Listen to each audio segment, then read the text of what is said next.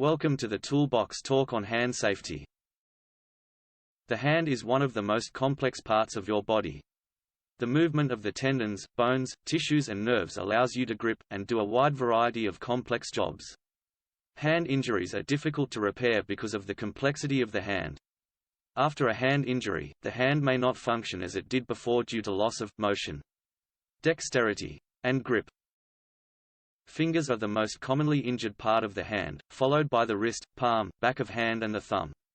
The main mechanisms and causes of hand injuries are laceration and cuts, slip, trip and falls, crushed or caught between, rash or dermatitis, and being struck. Hazard control methods are chosen, according to the hierarchy of controls. The most effective level of control is to eliminate the hazard completely.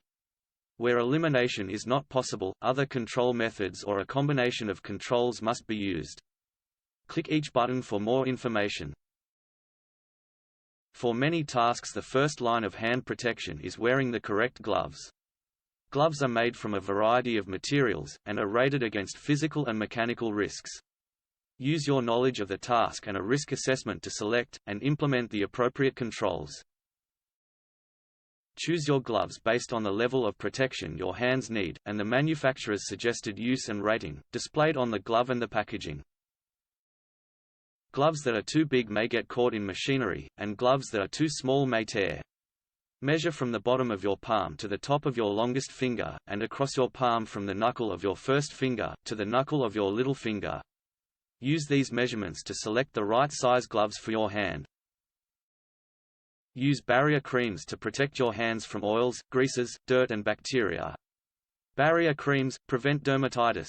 Allow easier cleaning. Help to repair and strengthen skin. Help to stimulate skin growth. A worker sustaining any hand injury needs to report it immediately. Hand injuries, if not attended, can develop into more substantial injuries. There will now be a short quiz to test your understanding of this module. Wearing gloves is part of the PPE control within the hierarchy of controls. Select true or false. Which gloves would you use to protect against sparks and moderate heat, rough surfaces, bruising and frayed wire ropes? Poorly fitted gloves can be a hazard? Select true or false. Put the hierarchy of controls in the correct order. You must get 100% to pass this module. Please retry the assessment.